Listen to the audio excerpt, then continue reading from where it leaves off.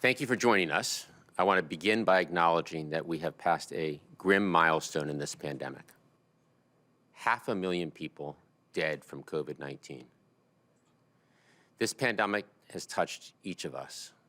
So many have lost loved ones. We've been separated from our friends and families.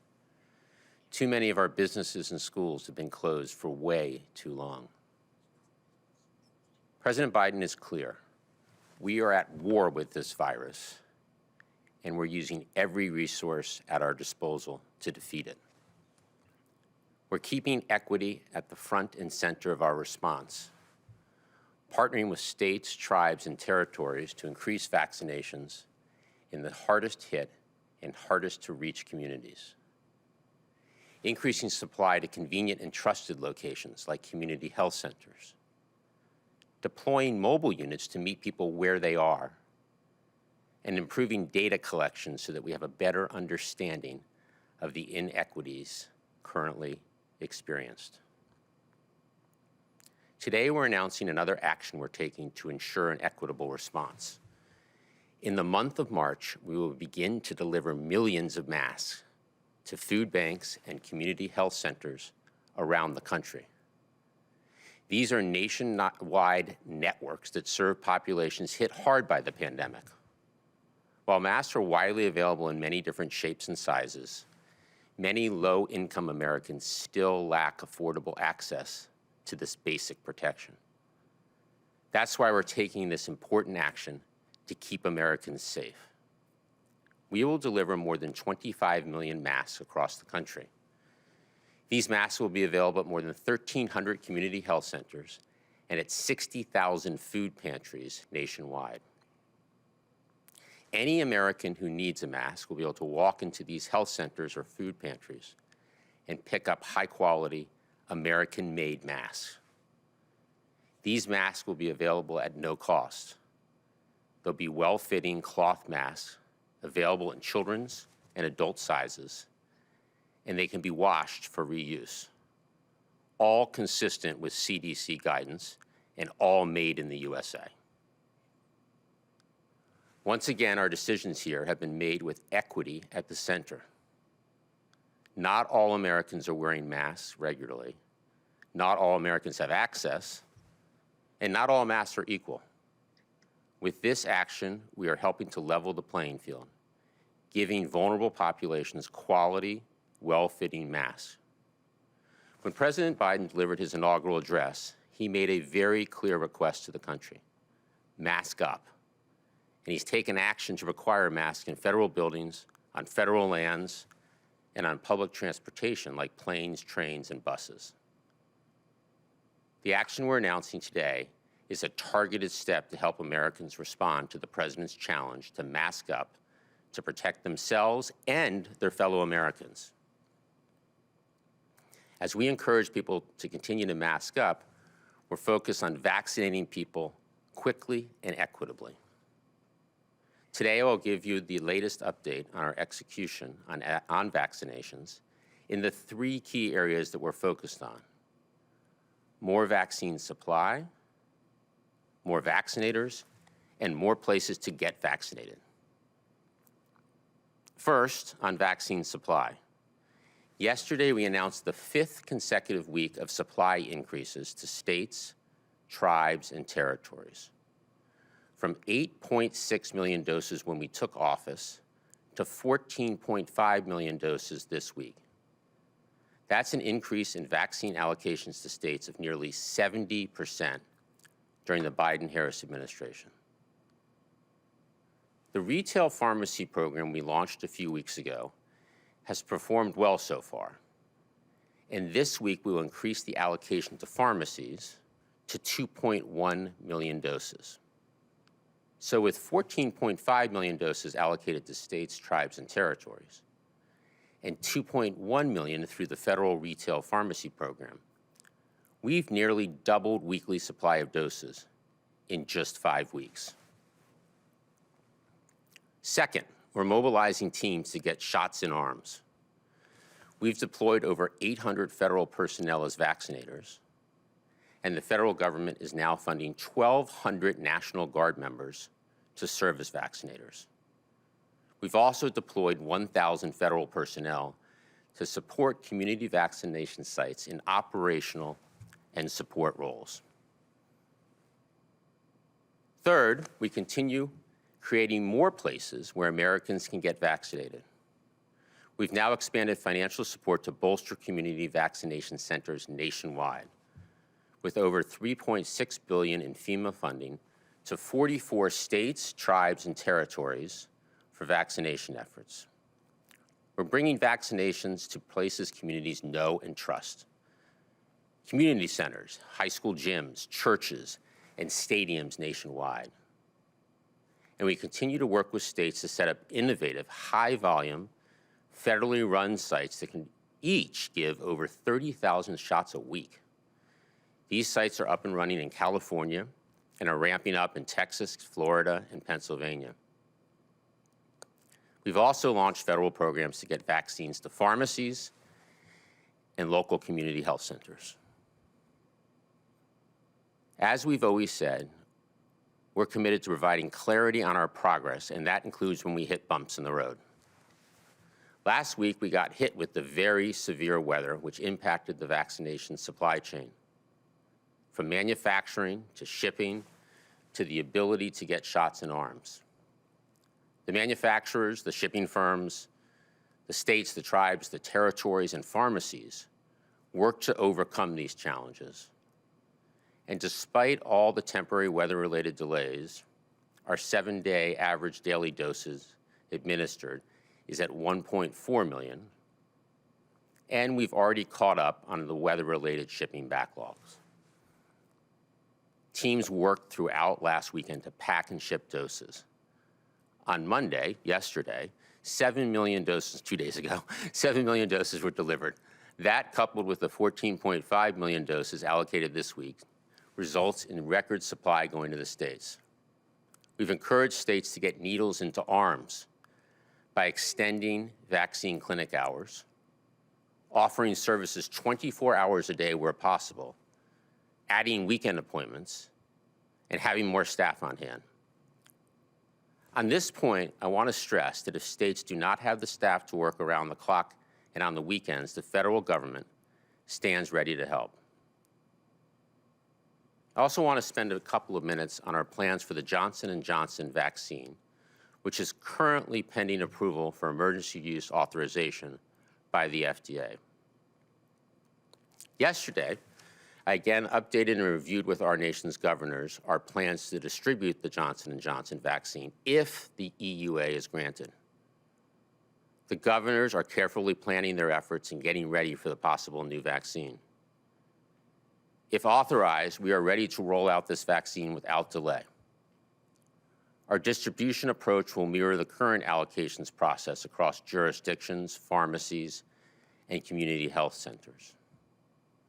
If an EUA is issued, we anticipate allocating 3 to 4 million doses of Johnson & Johnson vaccine next week. Johnson & Johnson has announced it aims to deliver a total of 20 million doses by the end of March. We're working with the company to accelerate the pace and time frame by which they deliver the full 100 million doses, which is required by contract by the end of June. While we await the FDA's decision, we want the American people to know that we're doing the work so that if the EUA is granted, we will waste no time getting this life-saving vaccine into the arms of Americans. With that, let me turn it over to Dr. Walensky to talk about the state of the pandemic. Dr. Walensky. Thank you, Jeff. I'm again delighted to be with you today. We continue to see trends heading in the right direction. In the past week, average daily cases declined 25% to approximately 64,000 cases per day. This is slightly less than the summer peak of 67,000 daily cases reported last July. While this is good news, cases still remain high, and we continue to watch these data closely. We also see continued declines in new hospital admissions for the most recent week. An average of 6,500 patients with COVID-19 were admitted per day, a decrease of 16% from the week prior. The number of reported deaths is also dropping, with a 7-day average of slightly less than 2,000 per day. This represents a 35% decline compared to the prior week. On Monday, I announced that we were kicking off our 3-day National COVID-19 Vaccine Forum, and since that time, we've had an extraordinary few days. Our final tally, we virtually assembled over 12,000 participants from across the United States, representing state, tribe, local, and territorial governments, private sector partners, medical and public health institutions, community-based organizations, faith-based groups, and educators, among others. The discussions and presentations from over 100 speakers showcased promising practices and critical scientific information for those involved in vaccination efforts in communities across the nation. I'd like to share a few examples of what we've learned over the last 3 days. First, trust and community confidence are cornerstones of our national vaccine efforts. Trusted voices are critical to building confidence in vaccines and addressing misinformation. Our community leaders are often those trusted voices. We heard from national, state, and local health leaders about communication and public education campaigns they are deploying to combat myths and disinformation and instill confidence and interest in COVID-19 vaccines, as well as tools and strategies healthcare providers can use when talking with their patients about COVID-19 vaccination. For example, we learned about a new communications campaign in New Orleans that is grounded in the local flavor and culture as a way to resonate with the city's residents. Second, one of the most powerful benefits of the forum was learning about on-the-ground experiences and new innovations to expand vaccination efforts. We heard about creative ways providers and volunteers have been getting vaccinations into communities using boats, ferries, and snowmobiles in Alaska, leveraging emergency medical services to provide vaccinations to homebound individuals in Indiana, and using awareness campaigns featuring trusted elders and healthcare workers in the Cherokee Nation of Oklahoma. Finally, forum sessions taught us that every person, community, faith-based organization, governmental and non-governmental partner, and business has a role to play in supporting our nation's COVID-19 vaccination strategy. We learned about faith-based efforts like the outreach to people of color being led by the Metropolitan International Church in Nashville, Tennessee, where faith ambassadors engage with local clergy to help spread accurate information on COVID-19 vaccines to these high-risk communities. We also heard about successful public-private partnerships, like in San Diego, where vaccination super sites like the one in Petco Park Stadium are vaccinating thousands of people a day. And in Colorado, where there is a government-private partnership, the Champions for Vaccine Equity Task Force, where the health department and 10 medical champions of color are working with and through community-based organizations to create opportunities for listening and sharing information about COVID-19 vaccines. These are just a few of many practical innovations and solutions shared during the forum. And I want to let you know that all of these sessions, as well as resources and materials, will be posted on the CDC website following the forum. I encourage you to check it out when you're able. Next, I would like to take a moment to highlight the progress made so far in our efforts to rapidly expand genomic sequencing nationally, including through our $200 million investment announced last week. This work is more important than ever given the continued spread of COVID-19 variants in the United States. As of February 23rd, we now have identified nearly 1,900 cases of B.1.1.7 variant in 45 states, 46 cases of the B.1.351 variant in 14 states, and 5 cases of the P.1 variant in 4 states. The pace of our genomic sequencing has scaled up from about 400 samples a week when I started as CDC director to now more than 9,000 samples as of the week of February 20th. We are continuing to increase this pace with our state public health and private lab partners with a goal of 25,000 samples per week in the coming weeks. The increased volume of sequence information is helping us to better understand the diversity of variants circulating in the United States, where they are located, and how they are spread. With the samples in hand, we can then scientifically examine how variants impact vaccines and therapeutics moving forward. Finally, I want to say that we are proud to be partners in the announcement made today about sending masks to underserved and vulnerable populations. One of the most impactful things we can do is wear a mask. And this is so important during this critical period where cases are declining, but variants that spread more easily are increasing throughout our country.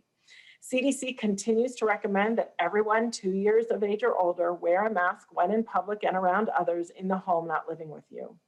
The mask you should wear should have 2 or more layers, completely cover your nose and mouth, and fit snugly against your nose and the sides of your face. It's essential that you wear your mask correctly and that it fits well in order to get the most protection. By wearing masks in combination with social distancing, washing your hands, avoiding crowds and travel, and getting vaccinated when it's available, we can bring an end to this pandemic. Thank you. I, of course, look forward to your questions, but I'll first turn things over to Dr. Fauci. Dr. Fauci? Thank you very much, Dr. Walensky. What I'd like to do over the next couple of minutes is just update you on an important component of the spectrum of COVID-19 disease. If I could have the first slide.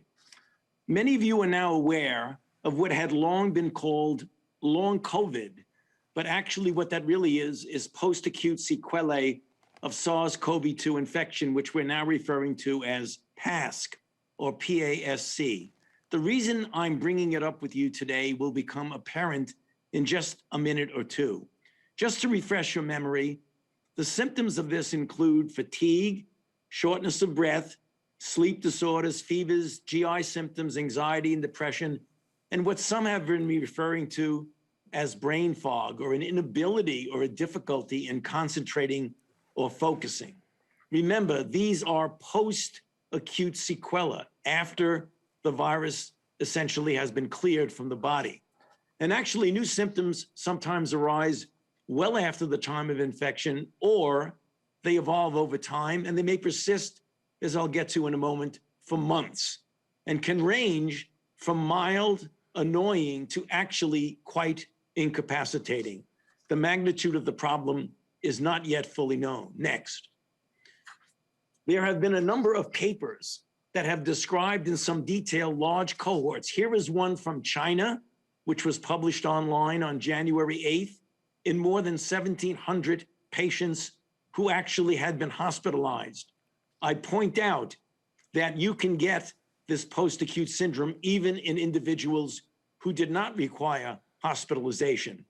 The 6-month follow-up showed a variety of signs and symptoms shown here, with many having fatigue and weakness, as I mentioned on the prior slide, sleep difficulties, anxiety or depression, and the greater proportion of patients with more severe illness had impaired lung diffusion capacity. Next. Most recently, in a study from the University of Washington that appeared just a few days ago, it was found really now something alarming, that approximately 30% of the patients who were enrolled at the University of Washington reported persistent symptoms for as long as 9 months after illness. Fatigue was the most common reported symptom, and persistent symptoms were reported by 1/3 of outpatients with mild disease. Next slide. What we did, we being an interagency group, the NIH, the CDC, and others, put together a workshop in Rockville, just a little bit north of Washington, D.C., on December the 3rd and the 4th of last year, in which we looked at various organ systems and brought in experts in all of these areas: cardiovascular, pulmonary, renal, neurologic, immunologic, and pediatrics, to scope out the kinds of things that we would need to be looking at with this puzzling syndrome. Now, the reason I'm bringing it up at this press conference, next slide, is that just yesterday, on February 23rd, the NIH launched a new initiative to study this PASC, or post-acute sequelae. Now, looking back a bit, in December of last year, the Congress provided $1.15 billion in funding over 4 years for the NIH to support research looking into this. And I'm happy to say that yesterday there was the first in what will be a series of research opportunity announcements released for NIH initiative on this puzzling syndrome. The research studies We'll be looking at SARS-CoV-2 recovery cohorts, some that are already established and some that will be established. They'll be looking at large data banks from resources such as electronic health records and health symptoms, and they'll be studying a number of biological specimens. And finally, on the last slide, there are selective questions that this initiative hopes to answer, and they are important. What does the spectrum of recovery from this infection look like across all the entire population? Young individuals, middle-aged, elderly. How many people continue to have symptoms of COVID-19, or even, as we've seen, develop new symptoms that they did not have even as part of their acute infection? Importantly, what is the underlying biological cause of these prolonged symptoms? We refer to that as pathogenesis. What makes certain people vulnerable while others recover fully and quickly and have no sequelae? And finally, does SARS-CoV-2 infection trigger changes in the body that actually increase the risk later on of such abnormalities, such as chronic heart or brain disorders? A lot of important questions that are now unanswered that we hope with this series of initiatives we will ultimately answer. So I'll stop there and hand it back to Jeff. Well, thank you, Drs. Fauci and Walensky. Why don't we open it up for questions? First, we'll go to Meg Tyrell at CNBC. Hi, thanks so much. Just to follow up, Dr. Fauci, and then I've got another couple questions, one for Dr. Walensky and then one for all of you. On long COVID, I wonder if you could tell us just a little bit more about, and it's early, but what the epidemic of past or long COVID might look like even beyond the pandemic, and how worried you are about that, and if you're seeing any early work going on in trying to develop sort of therapeutics or other ways of addressing it. And I wondered for Dr. Walensky on the masks, a lot of people are so excited about this announcement. I wondered how you decided on cloth masks, if you considered or are considering N95s at all, even though we know that there is constrained supply of those. And then finally, just a question on the vaccines in general and the plan going forward. With J&J potentially coming out next week, we also know AstraZeneca will have US phase 3 data in a few weeks. And Novavax has said Q2 it'll plan to file and could have 110 million doses in the third quarter. It seems like we're going to have a glut of vaccines potentially later this year, which is a great situation. But what is the plan for all of these different vaccines if they do succeed? Okay, thank you, Meg. I'll take the first question related to this syndrome. Very important question about what we can do about it. And that's the reason why we are creating these cohorts and we're looking at what might possibly be hints at pathogenesis. It's very difficult to treat something when you don't know what the target of the treatment is. And that's the reason why it's extremely important to take a look at these individuals, not only the scope of this and not only, the depth and breadth of the symptoms, but also to try and have some correlate that actually is a pathophysiological correlate. Once we get that, an important part of this, as I mentioned, would be to design therapeutic approaches, hopefully by medications that we already have. We just need to know how to use them. Great, maybe I'll chime in and just discuss the CDC guidance now is to wear cloth masks. The distribution of these masks, which we are also super enthusiastic about, is intended to ensure that both the source and the receiver are wearing a mask that's compliant with the CDC guidance, that is comfortable, easy to wear, and when worn will prevent infection, and we believe these masks will do so. Why don't I handle, Meg, your question on vaccines? And we do not want to get ahead of FDA decision-making here on any of the vaccines that have not been yet approved. But on J&J, obviously the prospect of a potential third approved vaccine is very encouraging and will help to increase the overall vaccine supply, which will allow more Americans to get access to getting vaccinated sooner. Keep in mind that the J&J contract is to deliver 100 million doses by the end of June, but we're working to accelerate that delivery schedule. And I think the thing you will hear from our doctors and from President Biden is as soon as it is your turn to get a vaccine, get vaccinated. Next question. Next, we'll go to Ricardo at the Associated Press. Hi, thank you for taking my question. And Jeff Zients mentioned that you're caught up from weather-related delays on shipping. However, if we look at the CDC information on vaccinations, vaccinations are still down markedly from before the weather. And so my question to you is, what is your timetable for getting caught up on actual shots in arms? And where do you think the level has to be? And then finally, even before the weather hit, we were seeing a leveling off in first doses. What explains that, and does it concern you? So, I showed the data that we averaged 1.4 million per day last week, which was down from 1.7. Prior to that, each week it was going up.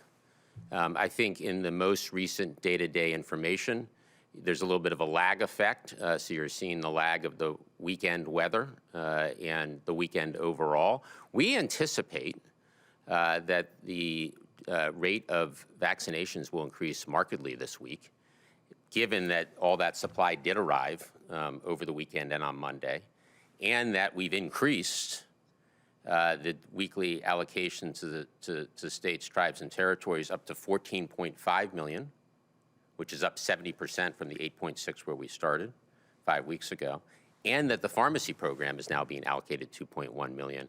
So I think and hope that you will see a market increase in the vaccination rate, given that the weather issues are largely behind us and absent any other type of weather or unexpected event. Next, we'll go to Jeremy Diamond at CNN. Hey, thanks for doing this. A couple of questions. First, on the issue of vaccines. Jeff, you said today that about 3 to 4 million doses will be available to be shipped out if and when an EUA is granted. Yesterday, I believe you told governors it would be 2 million doses. So could you explain that discrepancy? And then also, how do you believe that the arrival of this vaccine, if in fact it is approved, will affect the president's goal of 100 million shots in 100 days? Do you expect to increase that goal? And then just lastly, on the question of the mask shipments, I'm wondering how much it is costing the administration to ship these masks. And at this point, given that Americans who want to wear a mask largely aren't having trouble actually finding masks, what's the rationale behind this? And are there, how does this help solve the problem of mask hesitancy, which seems to be one of the bigger issues here? Thank you. Good. That was a lot at once. You have to help me here as we go along. But I think my exact language yesterday was around 2 million to the governors. It might end up being a little more than that. But remember, we also allocate to pharmacies and to community health centers.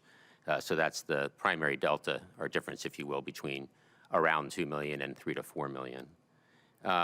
Your next question was that around the 100 million goal. That goal, when we set it, was an ambitious goal.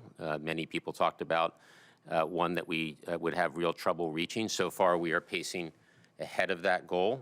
The president pushes us every day to figure out everything we can do as a whole of government effort, partnering with governors, local health officials, and others to do all we can to vaccinate as many Americans as fast, efficiently, and as importantly, equitably as possible. So we view the 100 million shots in 100 days as a floor, and we intend to exceed that goal. On masks, the cost will be $86 million, and we really believe that this policy makes a lot of sense in that it allows people who are not able to, in some situations, find or afford a mask to get a mask. And it's part of our equity strategy and central to that. Next, we'll go to Sharon Lafreniere at New York Times.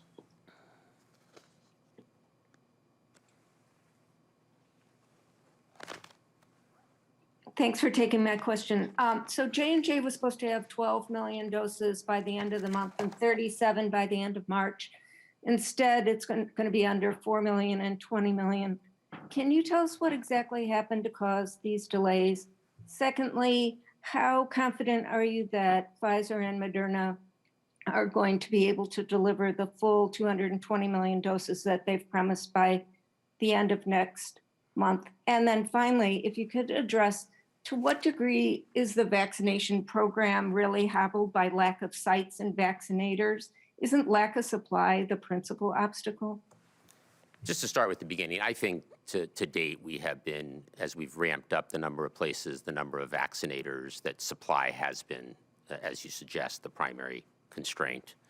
On J&J, when we got here 5 weeks ago, we learned that J&J was behind on manufacturing, and our team has been working with them since. And I think they're in a better place now.